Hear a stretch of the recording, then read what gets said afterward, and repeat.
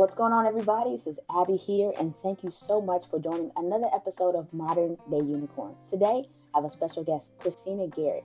She's going to tell us all about who she is and what she represents. I'm excited to hear what she has to offer. She has a great presence online, and I'm sure she has many gems to drop on us. Christina, welcome. Hi, Abby. Thank you so much for having me. I'm excited to be here. Thank you. Can you please, tell us a little bit about yourself. Where you're from, what you're currently doing, and then we're going to dig into all the good stuff as we continue to talk. Awesome. Well, hey, everyone. I'm Christina Garrett. I'm a productivity coach, a DC girl originally, now residing in Montgomery, Alabama. I am a pastor's wife and homeschooling mom of 5 awesome but very loud turbo children who make our home very interesting and make my work very enlightening. We serve our community to help women get more done by strategically doing less. My mission in this world is to help you to eradicate your overwhelm, to really step fully into your purpose by using intentional strategy for self-care and delegation. Now listen, I need to get on it like that. Like you just did your thing right there. That was amazing. And I was like, there's so much to unpack. Like I'm excited about all of the different hats that you do wear. So, so I lived in DC for quite a while. That's why Southeast DC. Yes. Lived in the Maryland area. So shout out to that. Montgomery, Alabama. Yes. Okay. That's a big change. Yes, definitely a different vibe than the DMV. Okay, so what I'm going to ask. Okay, so you said that you said a strategic. Yeah, go ahead and give me your title again before I destroy it. It's okay. I'm a productivity coach, and I also promote women's wellness, self-care, time management, helping them to create exactly what the priorities are. Because a lot of women feel like they need to do it all, but can we redefine what all is?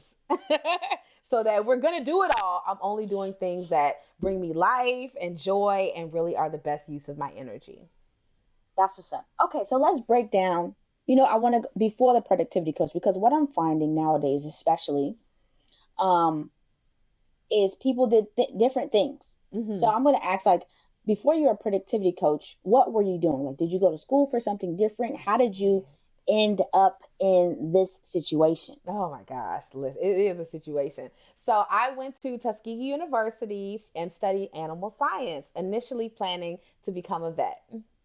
I love animals. It's always been a passion of mine. And one day I probably will go more back into it and intertwine it into what I do now. So I went to school for animal science, got my bachelor's. While in school, met my 6-foot chocolate husband and had a whole baby while still in college.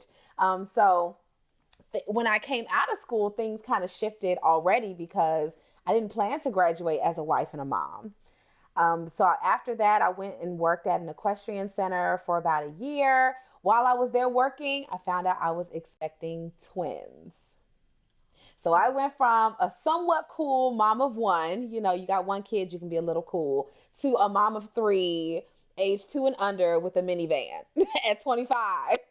So this was a drastic change from what I thought I was doing, who I thought I was going to be. My husband started pastoring a church here in Alabama. We became very grounded and rooted where we were. I discovered after having my set of twins that I just wasn't the same person anymore. When you go from taking care of yourself, to being somebody with a family, you all of a sudden realize now my identity has shifted completely from who I thought I was to someone else. And so I went through that process, climbing over healing from 2 C-sections, healing from, postpartum depression and all these things, to helping women re-identify who they are. A lot of times it's such a shift. It's a culture shift. It's an identity shift. And you got to go through that process to say, I still matter. Even though I'm doing all the things for all the people, I still matter. And so I started blogging about it. Listen, you can love being a mother, but maybe you don't like all the things that go with it all the time. You can love being someone who's responsible for other people, but maybe there are days that I need to pull back and create better boundaries and take better care of myself.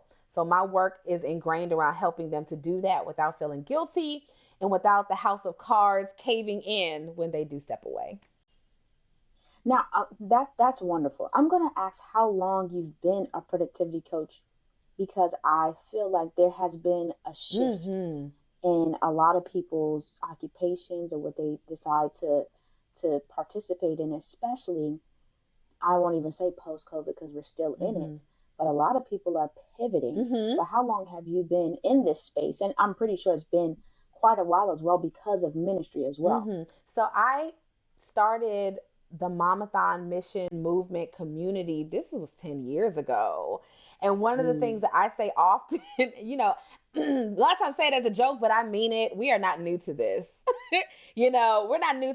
And all of a sudden there's been a beautiful awakening, especially in the Black community. And it's incredible. An awakening of self-care, mental health, healing, removing generational trauma. All of these things are beautiful. But sometimes people bring them in as buzzwords. We bring them in as this is the fad, this is what's happening now. Gentle parenting is like communicating with your kid. Listen, we could all do this, and for a lot of founding creators, this has been going on for years. We've been talking about, girl, bump them kids. Like, forget those children. They'll be all right. Take care of you. We've been talking about this for a decade now, and initially a lot of people were like, that means that there's something wrong if you don't want to be around your kids all the time. That means that there's a problem here if, you don't want to be accessible. And all of a sudden now it's boundaries, boundaries. It doesn't matter who you got to put boundaries up against. We're emphasizing this in the name of your mental, spiritual, emotional health. Okay. And so I've been a productivity coach officially over the last 4 years, I'll say, definitely pre-COVID. A lot of things started to surge after COVID when all of a sudden everybody's child was at home with them and they said, wait a second, I wasn't prepared for this. But there's a lady who's been talking about this for a while. Let me go find her. And so I've been doing a lot of talking about, just creating those healthy boundaries and self-care, how to have your family in tow with you and you still live your life and be fruitful. That's great. That is great. And I said a couple weeks ago, I did ask the following. I was like, who should I speak to, you all? And I had a couple people like, the moms out here need some help. And I don't have any children. I'm still very single. Nap, girl. Whatever. Nap now. I'm living that. First of all, when it comes to napping, I have been told I do not nap very well. I am a sleeper. I don't go down unless it's going down for about 2+ hours. I feel that. That's what a nap is to me, is 90 minutes plus. That, because anything else is just an attitude for me. I might as well not go to sleep. It took me an hour to fall asleep. I digress. So I get it. Well, okay. So what I will say, and so I can only, hone in on this from the aspect of my sister is a mother of 3, and my middle sister is pregnant with her first child now. And it, for me, being like, I'm auntie, right? I'm also an educator. So I've been around kids for a while, and it's always been interesting to me to just try to, I don't know how y'all do it. But then also, most times I also, like, when I go home to, help out my sister, I don't know how to help. It's just like, what can I do? Where are the pain points? But then also it's just like, I'm there temporarily, so I can only do but so much. What would you say to those mothers who are at that point where it's just like, okay, I'm super over COVID and my kids being home every other week because somebody's sick. My house, is, in order for 30 minutes, and then it's in disarray for the next 14 days. So how are you encouraging these mothers here? And well, I mean, even as families, but mothers specifically, when it comes to finding that balance? I don't know if you do it individually, and I know you have a lot of encouraging content, but what are some things that you're encouraging these ladies to do? Okay, so we're going into what I call the Mamathon pillars of productivity. Okay, let me. This works for everybody. I've taught this on the high school level, right? Upward Bound programs. I've taught it on the college level. I've talked to graduate school students who have families, all the way up to my community conference, all the things. It works for everyone, but especially for the mama who has no edges, like my edges are shaved, right? So, but it works for everybody who, you need to apply some more structure into your life. You feel like I'm having trouble breathing sometimes because things are just all piling on top of me. This can happen to the high school student, the college student, the millennial, the 40-year-old mom. It can happen to all of us. So, pillar number one is to create a family vision. And a family vision becomes the touchstone statement that we always come back to. What are the thoughts, goals, hopes, prayers that I had for my family? Even if you're single, you don't have a family yet, you begin to build your vision around what you know is coming, even though it hasn't manifested yet. So we can look at, let's say your sister's pregnant with her first little one. She has these hopes and desires and dreams that she has for that little one. How do I begin to fit my life around that goal now? If I say that my family is the most important to me, if I say this goal, this vision that I'm building is my priority, are my actions aligning with it? Or baby, am I Netflixing all night long? Staying up late, watching all the TV, not working on my goal, not working on my vision. Are my habits, my lifestyle lining up with what I say is most important? And I really go into this. I have different clients who are healing from certain traumas. Maybe their parents weren't that for them, but they want to be that for their children. Maybe they are working on cultivating something new. It's like, well, if this is your priority, is this intertwined into what you're working on every day, or are we actually, our actions aren't lining up? Okay, so I can say my kids are the most important, but if I never spend time, never slow down to have these conversations, if I say my husband is important to me, but I'm always too busy to, love him well, encourage him, affirm him, then maybe my priorities are out of alignment. And so we use the family vision to be the touchstone, that cornerstone, that we always come back to review, are my actions in alignment with the vision that I said I wanted? Part two, the second pillar is to create a family vision, communicate your needs to your loved ones in a way in a way they can receive and respond to. Communicate your needs to your loved ones. And so that can be as simple as your sister saying, yes, I do need help on this day at this time with this project. Okay. And we actually have identified what our needs are. How many times has someone said to you, I want to help. How can I help? And you have no idea how they could support you. Even if you're building, so let's say you're working and you're branching out with the podcast and all these things. Somebody says, what kind of marketing help do you need?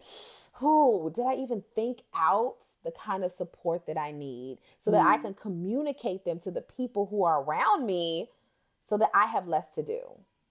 So that I'm actually getting my needs fulfilled, and I in turn am listening to others so that I can fulfill their needs as well. Number three is to delegate unnecessary tasks. So there are a lot of things that we do that we don't have to do, where we become enamored with micromanaging and multitasking and hovering over everything. And then we end up finding ourselves doing everything. And then we're mad because we have to be superwoman and we don't really have to do that. So I have found, especially with these mamas, a lot of us have a lot of ego wrapped up in what we do. We have a lot of ego wrapped up in being super and then being a martyr in our superness. So you will, I sure am tired. And you keep huffing until somebody pays attention to why you're so tired. We get it. But now, how do I move some of these things off of my list so that someone else can take care of it? The mantra in my house is, if you can swipe up, you can clean up. Everyone from my oldest son is about to be 14 down to the 3-year-old. Everybody here has jobs. I'm sorry, you're going to have to say that one more time. Let's tell Everyone has a job. Again, everyone has, I can step out of my house. No, I need to swipe up one. I need to swipe up. I need to say that one more time so everybody can hear you. Clean up. And it was not until when my oldest son was a toddler, I got seriously ill. Seriously ill, like in the hospital for weeks, hooked up to tubes, seriously ill.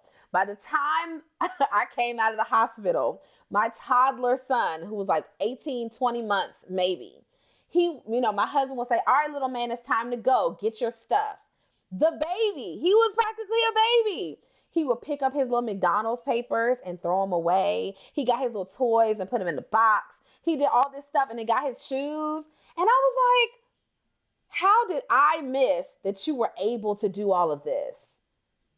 Because I was hopping around doing all the things, tired, frustrated, but I was opting into this life. I was agreeing by trying to solve everybody's problem. And so sometimes we say, I'm tired of doing it all. I'm overwhelmed, all these things. We do not know how to communicate our needs to the people we live with, the people that love us, that surround us. That might be a chore chart. That may be, hey, babe, I need your support by ... What does that look like? Can you bathe the kids tonight? Can you take them to this errand so I can chill for a little while? Can you mark the calendar off? I'm going out with a friend this Saturday evening. What does that look like? And if we can't communicate it and then take a step back and let them try to do it themselves, you will always be hovering. You will always be so conceited to believe that you are the only person that can solve problems. How many times we feel like we're the only person that can problem solve? We're the best person to do this. Really? And I'm going to throw in a Bible verse. I want to say it's 1 Corinthians chapter 12. He talks about how God made families and communities and organizations like a body where he is the head and then everyone has their part. Somebody's an eye, somebody's a hand, somebody's a foot, And yet and still we will be a hand. The hand will be our job and we will try to be the foot, the eye, the nose, the ear, every part. And it's literally your ego. So learning to delegate means releasing to other people, giving them an opportunity to love you, support you, take some of the burden off by removing your ego out of the equation. And then, go ahead. Okay, so what I'm going to say, I have to interrupt you. I'm so sorry. Just on that one, because you have these individuals, you see these experiences, you see these frustrations, right? I think one of the pain points with individuals is the repetition or the perception of failure when it comes to somebody not fulfilling the request. I see people they grow weary of asking, or maybe it's the way they're asking over and over, so they just give up, throw their hands up and say, fine, I'll do it myself. Can you speak to us just like, okay, if it doesn't get done, it either doesn't get done and people suffer, or there is something in repetition, especially when it comes to children, to help create and build those habits.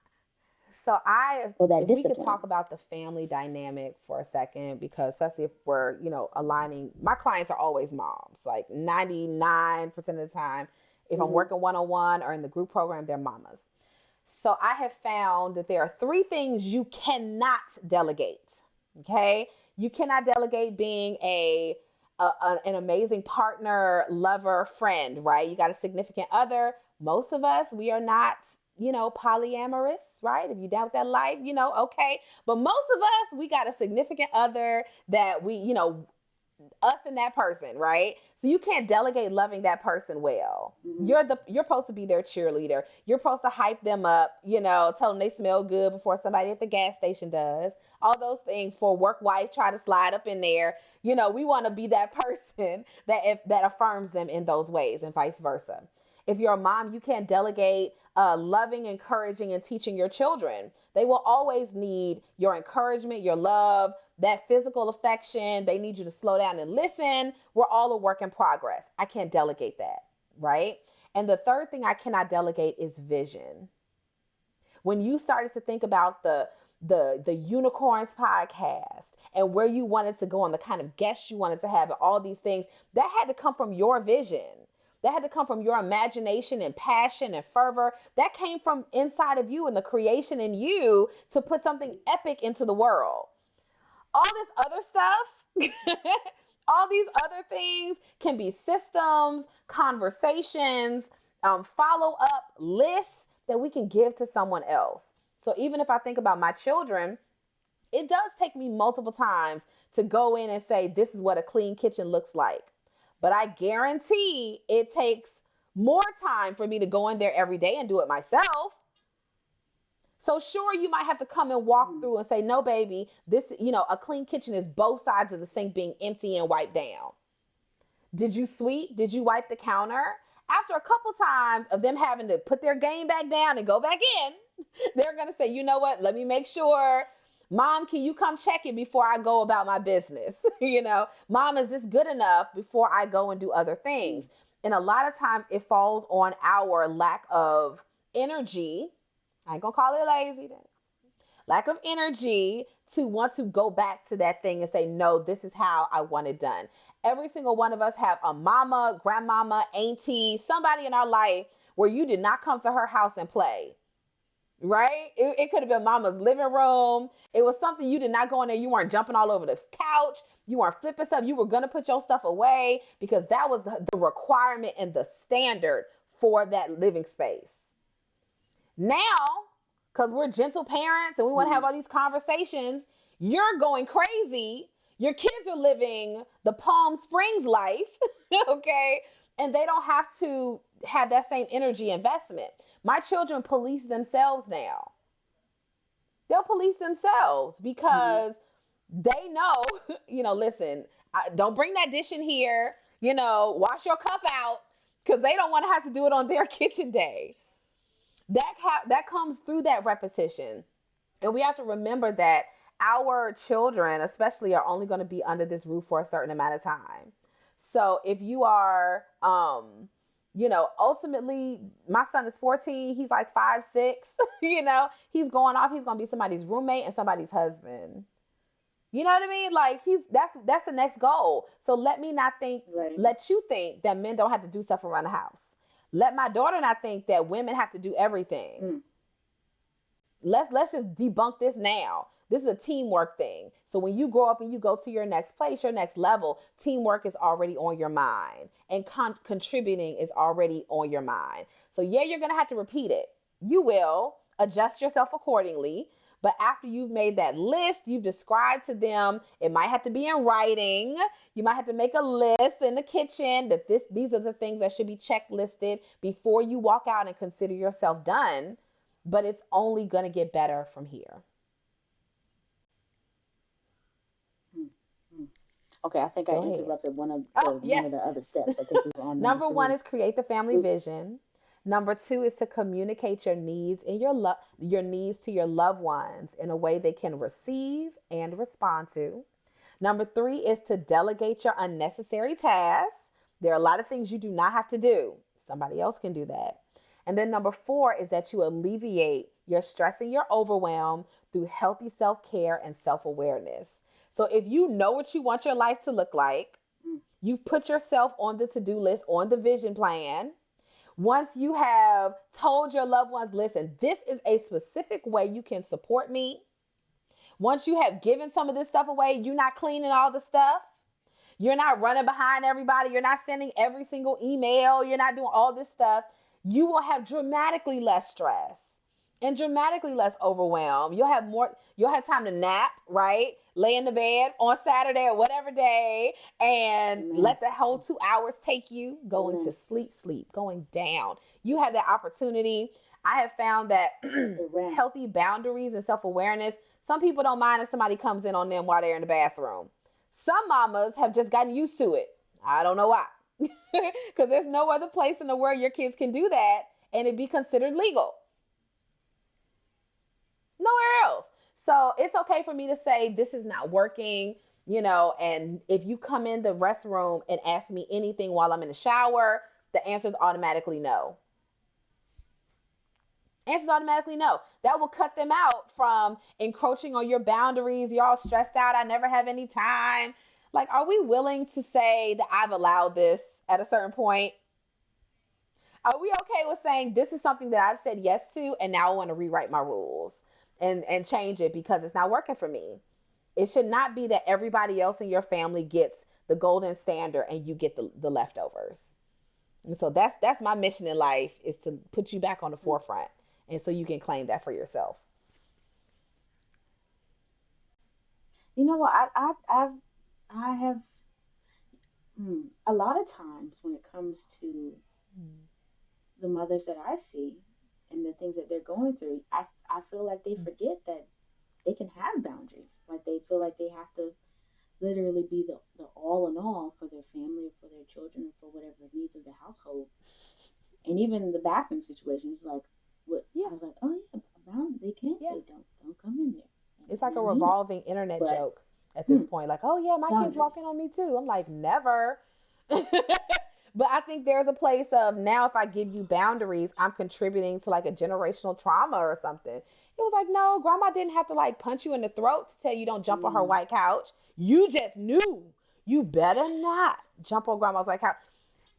What happened that now we don't, as queens of the castle, you hear me? Like, adjust your crown, you know, embrace this attitude that I'm the queen of the house, you know, and I make space for the king of the castle, right? He get what he want, but these kids, y'all don't pay bills, you don't contribute anything, all y'all do is take.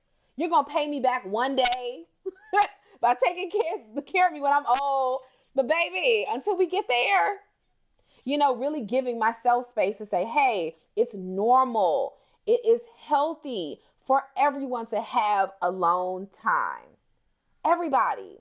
Like, can you imagine your daughter saying, I never want to be by myself? Somebody always has to be with me? Not healthy. Your son saying that? Not healthy. We should be able to sit with ourselves in a quiet space, bored even, to let that God-given ingenuity and creativity burst forth. Alone time is necessary. Unplugging and quiet are necessary. And we as mothers, as the thermostat for the home, right? As a woman, you change the atmosphere when you walk in the room. Can we show that that's okay to them now? So as they're coming up, they're like, you know what? It's okay for me to be by myself. Y'all go ahead. I'm good in this room alone with my book, you know, or this movie and my glass of wine. Like, I'm okay with that. But we have to carve that space out for themselves, so for ourselves, so we can be an example for them. That's wonderful. That's wonderful. Now we got up to 3 kids. We're missing 2. Okay, so what had happened was, where them other 2 babies come from? So my husband and I, when my twins were 4, we got to go to New York for a wedding. I got this celebrity cousin, and she was getting married. And so we went to Manhattan for her wedding.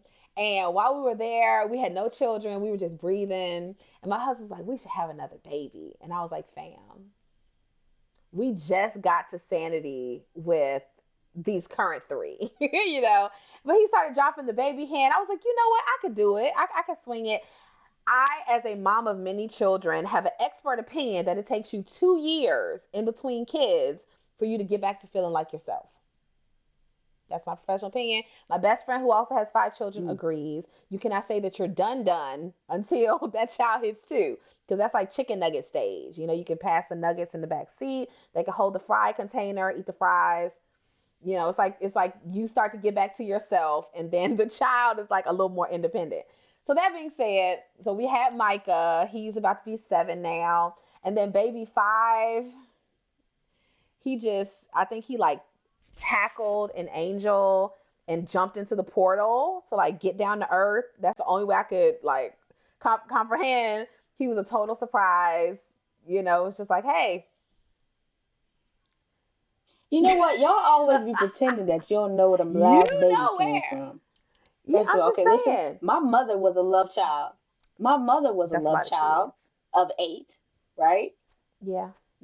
Don't know what's going on right there. My sister acts like she don't know where the other baby came from. We're all grown. Every time you have sex, you think you're going to get pregnant. Let's just be honest.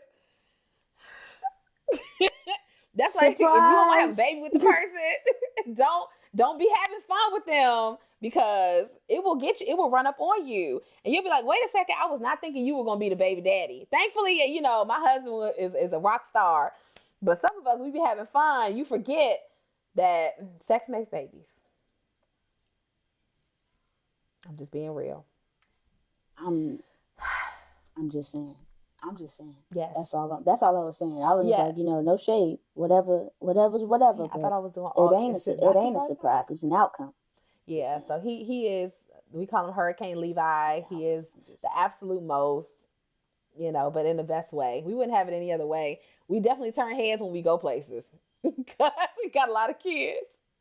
Yeah, we definitely turn heads. That's what I like that Yeah. outlook. Yes, Mhm. it'd be like, look at that tribe right there. Look, listen, I want to thank you so much for all the time that you spent. You have. I was like, I'd be on the phone all day long with you, trying to, get more gems out of you. Like, it's dope that you are focusing on mothers and helping them with their productivity, regaining and Mhm. reclaiming, their time and their space, right? And then you hustling with these Mhm. with your Yes. kids, with your basketball team, keeping them in order. That's wonderful.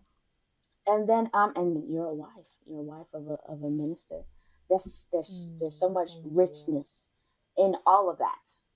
And I commend you for everything that you're doing, and thank you for the space that you're taking up on the internet. Y'all make sure you check her out. We're gonna get to that in a minute. I'm gonna ask you Okay. um a question about maybe maybe a challenge that you've experienced in terms of the career path that Mm. you have chosen and how you overcame that before we transition, because I feel like a lot of people Mhm. are Mhm. pivoting out of frustration, myself included, in that. But when it came down to it, yeah, I was like, a Mhm. lot of people are pivoting out of frustration. Not that there's anything wrong with it, but sometimes challenges are made to be, Mm. Mhm. hustled through instead of just Yeah, so left. I can honestly Can you say share that anything one of the like that biggest with us? challenges I had was figuring out what my position and role was going to be. I found a lot of the women that I work with, we are pivoting, right? Because maybe life tossed us something that we weren't expecting. And I had to shift my perspective, my focus, my future. And there's nothing wrong with it. That's a beautiful thing. But being able to embody that new role and that new title and to clearly articulate it to the people that are around you so that they can be in alignment. If you yourself struggle Mm-hmm. with depicting what you do, right? Saying, it could be your elevator pitch, it could be how do you serve the world, all this kind of stuff. If you're having trouble with saying what that is, how do other people partner with you and join in with that when they don't even know what they're joining? They don't even know, what am I supporting? What am I following? What kind of conference is this? Like they don't even, they're ambiguous because you lack clarity. And so I have found that it's okay to slow down Mm-hmm. and figure out what is the way that I'm going to shake the planet. How am I going to change the world? I determined within myself. I was like, listen, I'm going to be the number one. Because everybody, a lot of women, they're different kind of coaches, different kind of business, all the things. I'm like, listen, my focus is this area right here, and to be okay with that. Yes, I've had a client or two who was not a mom, not single, not a mom. Okay, but my best alignment was serving mothers. My best alignment, you get on with Zoom call with them, it's like stepping into your favorite pair of tennis shoes. We're like eating lunch because we both forgot, kids pop in and out the room sometimes. That was the fit.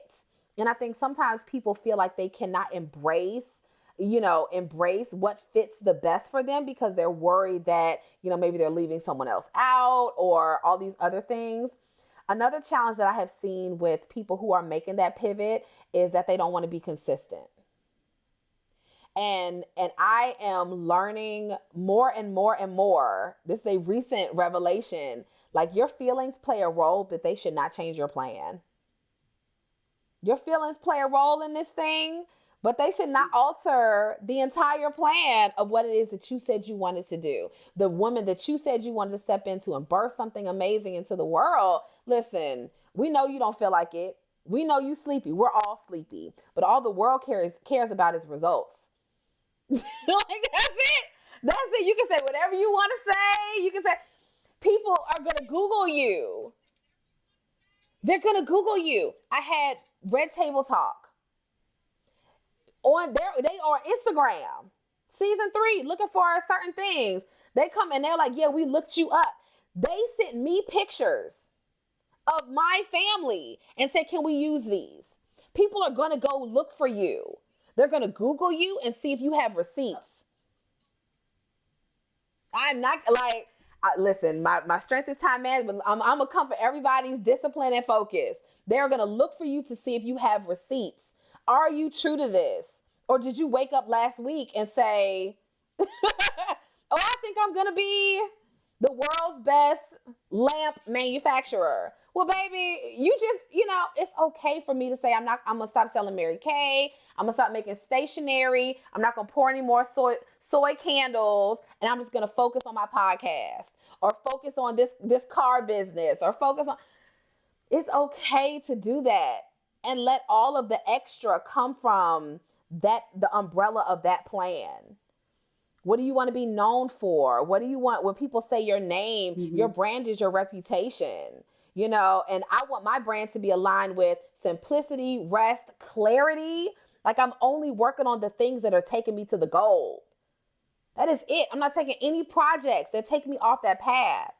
And so we have to be consistent in what is going to give us the biggest results, And I have found you'll spend all this time, all this energy in all these other places. What is it that you want more of this year?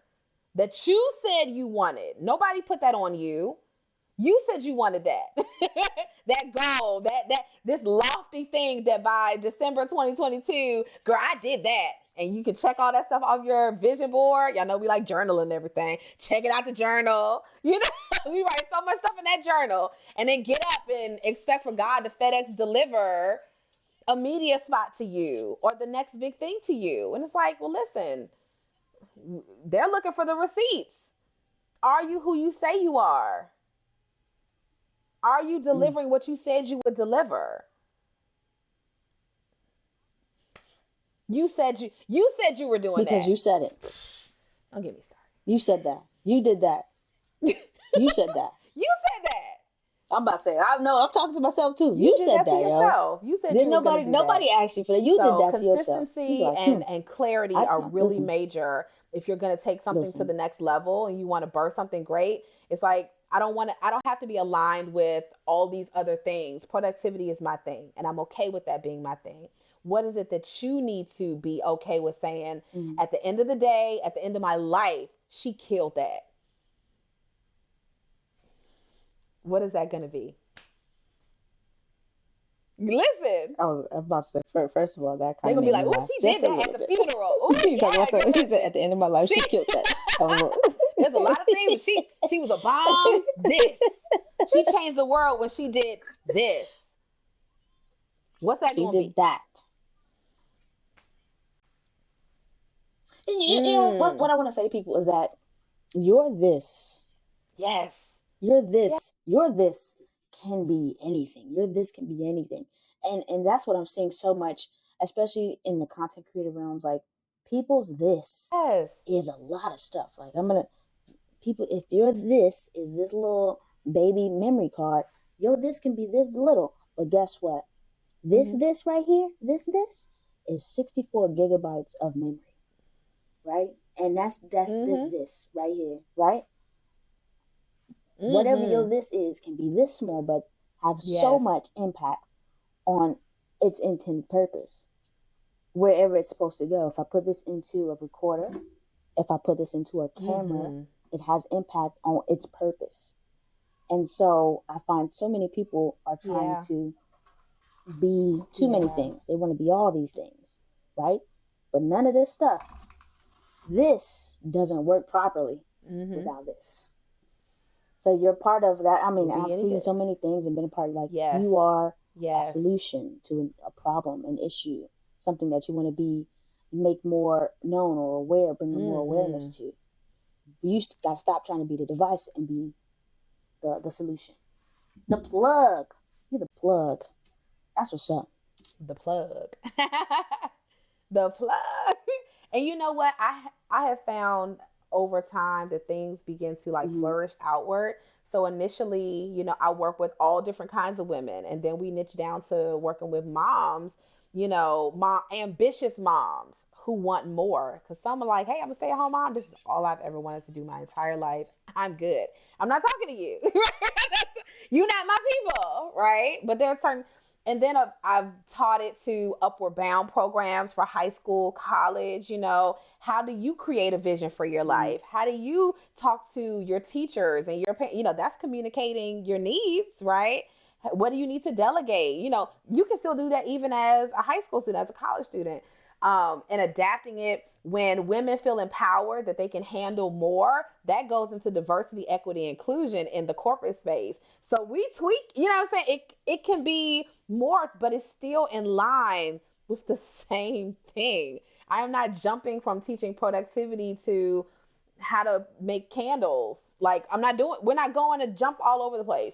Focus in on what your Mm-hmm. this is, and then just figure out how you can kill that thing. How you can, That's like, amazing. Listen, Christina, I've he is taken up a known lot for of your that time right already, and I there, thank and you. really make And it I good. thank you. You have given It's okay. more tips I than I've thank already you. asked for, but I'm gonna ask for a couple more. I want you to speak to whoever you want to speak to, and tell them whatever's on your heart. Give us Okay. 3 tips that they can implement ASAP. Yeah.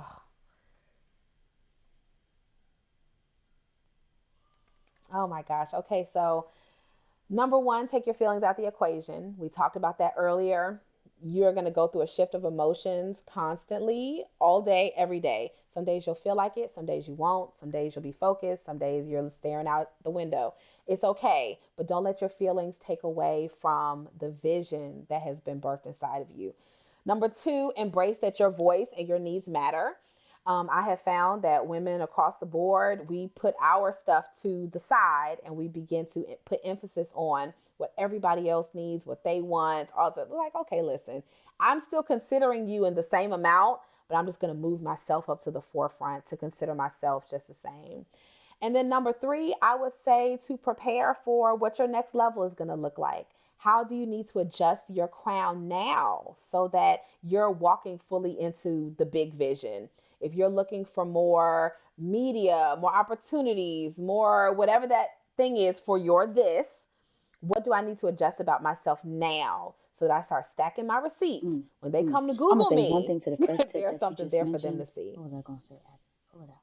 Goodness gracious, I forgot. Mm-hmm. But it's okay. Tell me the first tip again. Darn it. It's okay. I don't remember what it was. I be It's pulling out okay. stuff. It, What did it I ain't say? meant to be. It's okay. It'll come back later.